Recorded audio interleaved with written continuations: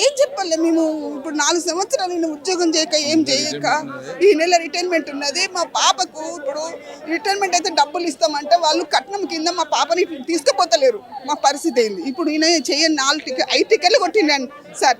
5 టికెట్లు ఒక టికెట్ అది చేసిండు. ఆయన డబ్బమ్మ కొట్ట టిమ్ డ్రైవరు కొంచెం లేటుగా కొట్టిండు. లేటుగా కొట్టేందుకు ఉద్యోగాలకు వెళ్ళి తీసేసిండు. ఉద్యోగాలు తీసి ఇప్పుడు 4 సంవత్సరాలు మేము ఆయన ఉప్పర్ పని చేస్తున్నాడు సార్. మేము ఆయన చచ్చిపోతానంటే మీ కాళ్ళు మొక్కినాం. మీ అందరం కుటుంబం కాళ్ళు మొక్కినాం. నువ్వు ఎందుకు రావాలి, మనకు ఏదైనా పని చేసుకుని లాస్ట్కు మనం అది చేసుకొని సఫాయి పని చేసుకొని బతుకుతాం, ఏదైనా పని అయినా చేసుకొని బతుకుతాం అంటే అస్సలు నేను బతుక నాకు చేయని నేనకి నా మీద పడ్డదని చచ్చిపోతానని పోయిండు. ఆయన ఒక 6 నెలల దాకా ఒక మనిషి ముఖం చూడలేదు.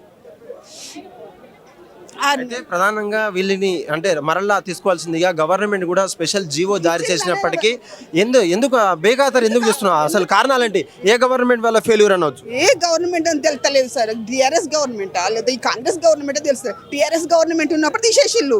ఇప్పుడు ఈ కాంగ్రెస్ వచ్చి ఇస్తారని బట్టి ఇప్పుడు ఆయన అదే ఆశతో ఉండి ఇప్పుడు కాళ్ళకు నొప్పులు వచ్చినాయి, ఆయనకు చెవులు వినబడతలేవు. ఇప్పుడు ఎట్లా ఆయన పరిస్థితి ఏంది? ఎట్లా బతకాలి మేము చెప్పండి సార్? ఎట్లా బతకాలి? నా భర్త మాకు ఏమంటే ఉద్యోగాలు ఇప్పించాలి సార్. నాకు ఉద్యోగాలు ఇవ్వాలని కోరుతున్నాం. మా ఉద్యోగం మేము మానసికంగా చాలా అయిపోయినాం. నాకు ఏం పేరు మీ పేరు? మీ మా సంజీవ. ఎక్కడి నుంచి వచ్చారు? వరంగల్ నుంచి. వండిపో. ఇక్కడ మేనేజర్ గారు కలిసారా లేదంటే ఇదే కలిసినాం మేము? కరీంనగర్తో పోయి కరీంనగర్తో కలిసి వచ్చినాం. ఆయన అక్కడ ఏమన్నారు? ధరమ్ సింగ్ సార్ మేనేజర్ ఉంటారా అక్కడ హనుమకొండలో? నాకు తెలియదు. ఓకే, ఏమన్నారు అక్కడి నుంచి? ఏమన్నారు, మీరు ఉద్యోగం ఇప్పుడు రాదు మీ ఆయన కనగానే మా సార్ అప్పుడు అక్కడనే కుమిలిపోయిండు.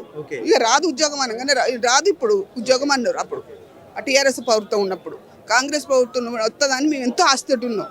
ఇంతవరకు మాకు ఉద్యోగం రాలే, ఏం రాలే. మా పరిస్థితి ఏంది? ఇప్పుడు ఒక జీవో వచ్చిందన్న ఆ జీవో మాకు బయట పెడితే మా ఉద్యోగాలు మాకు ఇవ్వాలని కోరుకుంటున్నాం సజ్జనర్ సార్ను. బస్ భవన్లో ఉన్నటువంటి సమస్యలంతా కూడా మీ ఒక వేదిక మీదకి రావడానికి గల కారణం ఏంటి? మీరంతా కూడా ఇక దిగ్బంధి చేయడానికి ముట్టడి చేయడానికి గల కారణం ఏంటి సార్? మేము ఈరోజు ప్రధానంగా బస్ భవన్కి రావడానికి ఒకే ఒక కారణం, మేము ఆర్టీసీలో రిమూవ్ అయినటువంటి చిన్న పొరపాట్ల వల్ల రిమూవ్ అయినటువంటి మేము కార్మికులము. మా కోసం మేము సంవత్సరంన్నర నుంచి మేము ఇక్కడ హైదరాబాద్ తిరుగుతూ ప్రజావాణికి కానీ లేదా మంత్రులకి సీఎం గారికి అనేక సందర్భాలలో మేము అనేక రకాలుగా మేము వారికి రిక్వెస్ట్ చేయడం జరిగింది. దాని ఫలితంగా వారు ఒక జీవోని మాకు ఇచ్చారు. ఆ జీవో ప్రకారం మా ఉద్యోగాలు మాకు ఇవ్వండి సార్ అని చెప్పి ఈరోజు మేము ఇక్కడికి రావడం జరిగింది. ఆ జీవో ఎప్పుడొచ్చింది? 28 ఏప్రిల్ 2025 తారీఖు నాడు ప్రభుత్వం మంత్రి పొన్నం ప్రభాకర్ గారు వారే ఆ జీవో రిలీజ్ చేశారు. ఆ జీవో ఇచ్చి వాళ్ళకి 60 రోజులు దాటింది. 60 రోజుల లోపలే ఉద్యోగాలు ఇవ్వండి, వీళ్ళని రీఇన్స్టేట్ చేయండి అనే ఉద్దేశంతో ఒక జీవో ఇస్తే ఆ జీవో మరి ఈనాటికి కూడా 60 రోజులు దాటినా కూడా దాన్ని అమలు చేయకపోవడం వల్ల మేము ఈరోజు బస్ భవన్కి రావడం అనేది జరిగింది. మేము ఈరోజు ప్రధానంగా రావడం ఉద్దేశం అదే. ఒకే ఒక ఎజెండాతో మేము వచ్చాం. మేమంతా ఆర్టీసీలో చిన్న పొరపాట్ల వల్ల ఉద్యోగాలు కోల్పోయాము అన్యాయంగా, అక్రమంగా. కాబట్టి ఆ జీవో ప్రకారం మా ఉద్యోగం మాకు ఇవ్వండి, ప్రభుత్వం మాకు జీవో ఇచ్చింది, మీరు ఈ విధంగా తాత్సారం చేస్తున్నారు, మా ఉద్యోగం మాకు ఇవ్వండి సార్ అని చెప్పి అడగడానికి వచ్చాము మేము. ఇప్పటికి మేము 4-5 సార్లు ఇక్కడికి రావడం జరిగింది. అయినా మనకు బస్సు భవన్లో ఎండీ గారు ఉండి కూడా మమ్మల్ని మెమోరాండం ఇవ్వడానికి కూడా కలవనిట్లా, మా సమస్యలను చెప్పుకుందామంటే కూడా లోపలికి రానివ్వట్లా. మేము ఇక్కడికి వచ్చాము, మీరు మీడియా ఉంది కాబట్టి మమ్మల్ని లోనికి రానిచ్చారు, లేకపోతే పోలీసులు మమ్మల్ని అక్కడే ఆపే పరిస్థితి ఉంది.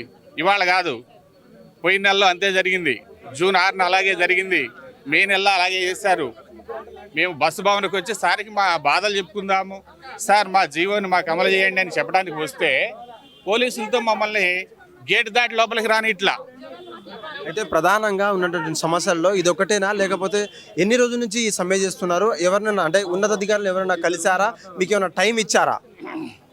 అయితే మేము ఆర్టీసీలో రిమూవ్ అయినటువంటి కార్మికులం కాబట్టి మేము ఈ ఒక్క ఉద్దేశంతోనే మేము వచ్చాము. మేము వస్తే మేము అనేక సందర్భాలలో మేము ఇక్కడికి రావడం జరిగితే మేము మరి మునిశేఖర్ అనే ఒక ఉన్నతాధికారిని కలిసాము, సిపిఎం అనే ఒక ఉషాదేవి మేడం గారిని కలిసాము. వారం రోజుల్లో ఇస్తామన్నారు. వారం రోజుల తర్వాత మీ ఉద్యోగాలందరికీ మీకు ఇస్తామని చెప్పి అన్నారు.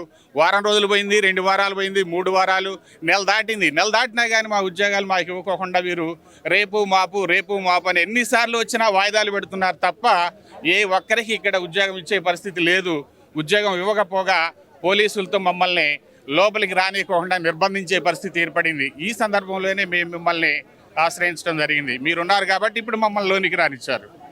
అయితే ప్రధానంగా ఒక్క చిన్న చిన్న పొరపాటు వల్ల రిమూవ్ అయినటువంటి అంటే సస్పెండ్ అయినటువంటి కార్మికులంతా కూడా తెలంగాణ రాష్ట్రంలో ఉన్నటువంటి సమస్యలకు కూడా మాకు ఇంకోసారి ఛాన్స్ ఇవ్వనట్టు కూడా పదే సార్లు ప్రాధాన్యపడ్డా కూడా వారికి సపరేట్గా అంటే వాళ్ళకి ప్రత్యేకంగా సపరేట్గా ఒక జీవో జారీ చేసినప్పటికీ ఆ జీవోను బేఖాతీ చేసినటువంటి అధికారులు కావచ్చు, వాళ్ళ నిర్లక్ష్యం వల్లనే మాకు ఇన్ని రోజులు జాబులు రాలేదు, మా పొట్ట కొడుతున్నారంటూ కూడా వాళ్ళ ఆవేదన వ్యక్తం చేస్తున్నటువంటి పరిస్థితి.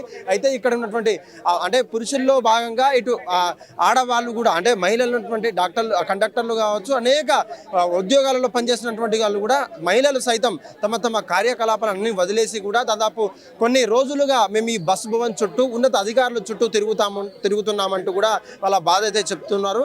అయితే ముఖ్యంగా ఇప్పటికైనా ప్రభుత్వం కావచ్చు, ప్రభుత్వ అధికారులు కావచ్చు, సజ్జనార్ ఎండి టీజీ ఆర్టీసీ ఉన్న ఎవరైతే సజ్జనార్ ఐపీఎస్ ఎవరైతే ఉన్నారో వారికి కూడా మేము చెప్పేది ఒకటే, మా ఉద్యోగాలు మాకు ఇవ్వండి, మా పొట్ట కుట్టకండి అంటూ కూడా వారు అనేక సార్లు నివేదించినప్పుడు కూడా ఆ బేఖాతా చేసినటువంటి సమస్య ఇలాగే ఉంది. మాకు త్వరలో మా జాబులు మాకు ఇచ్చి మమ్మల్ని మేము పనిచేసినటువంటిగా మీరు కోరుతున్నామంటూ కూడా పదే సార్లు ప్రాధేయపడ్డ కూడా వారు కనికరించని పరిస్థితి. అయితే ఈరోజు తెలంగాణ ఆర్టీసీ భవన్లో ఉన్నటువంటి సమీపంలో కార్యాలయంలో అందరూ ఉద్యోగస్తులు రిమూవల్ ఎవరైతే ఉద్యోగులు ఉన్నారో వారంతా కూడా ఏకతాటిగా తమ డిమాండ్లను ముందుకు పెట్టుకొని కేవలం రిక్వెస్ట్ పరంగానే మేము వచ్చా ఇటువంటి ధర్నాకైతే రాలేదు, గవర్నమెంట్కు మేము వ్యతిరేకులం కాదు, కేవలం మా బాధ మాత్రమే చెప్పుకోవడానికి వచ్చాం, మా జాబులు మాకు ఇవ్వంటుంటూ కూడా వాళ్ళు ప్రాధేయపడడానికైతే వచ్చారు. చూడొచ్చు పోలీసులు వాళ్ళకి ఇక్కడికి చెల్లాచెదరం చేసే పరిస్థితి.